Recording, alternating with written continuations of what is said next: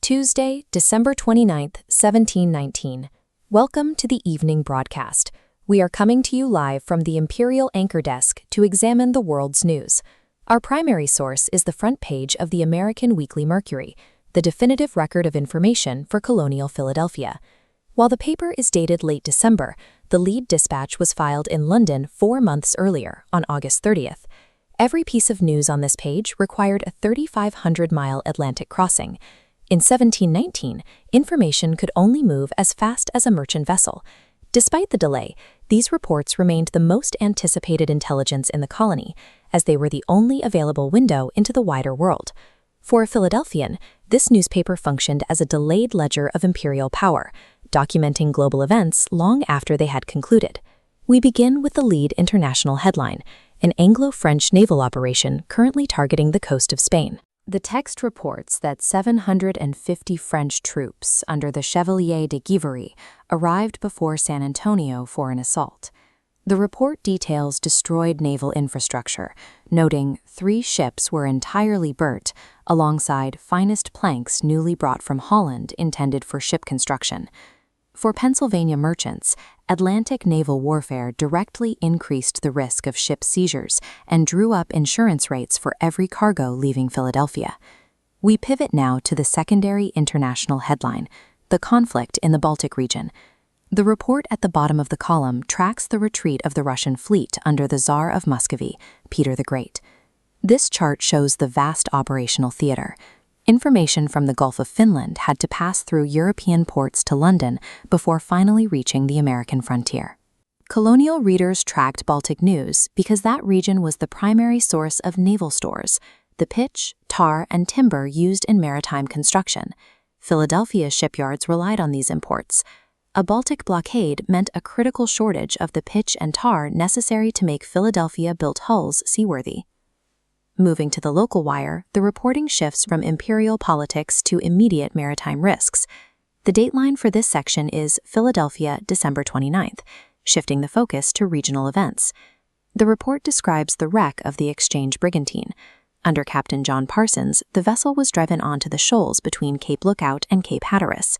Winter storms off the Carolina coast made for notoriously dangerous sailing conditions for merchant ships returning to the northern colonies. The paper records the final outcome. While the passengers and crew, except for 1 seaman, were saved, the vessel and cargo were a total loss.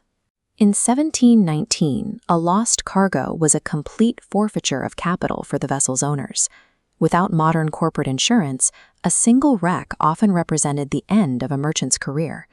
For those managing maritime risk, the price current section served as the equivalent of a modern market ticker. We find the Philadelphia market report listed here in the right-hand column. These figures track the value of staple agricultural commodities. Wheat sold for 3 shillings 3 pence to 3 shillings 5 pence per bushel. Indian corn was lower, at roughly 1 shilling 6 pence. These prices used the British system of shillings and pence, where 12 pence equaled 1 shilling. To understand these values, a single shilling in 1719 Philadelphia was approximately the daily wage of an unskilled laborer.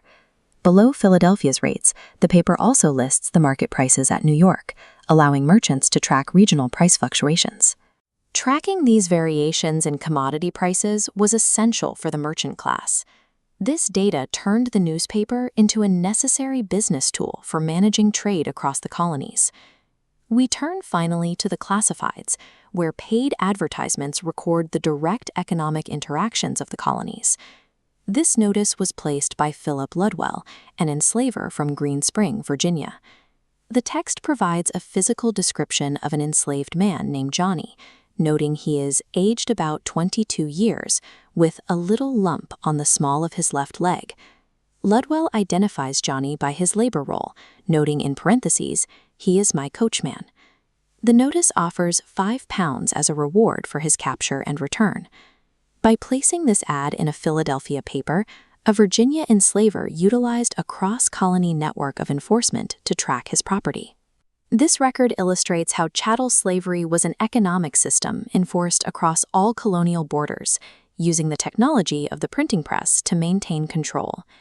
Maintaining this flow of information required a specific business model. The publisher promises a weekly edition at a moderate rate of 10 shillings a year, with payments due quarterly. The bottom footer identifies the printer, Andrew Bradford, who operated his shop at the Sign of the Bible on 2nd Street. Bradford utilized a network of postmasters across New York, Maryland, and Virginia to collect subscriptions, creating a physical distribution chain for his news. The American Mercury shows that 18th-century Philadelphia was not an isolated outpost, but a node in a networked global empire.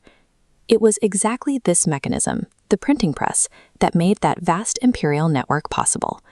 That concludes our evening broadcast. The Daily Dispatch, history in print. No modern gloss, no modern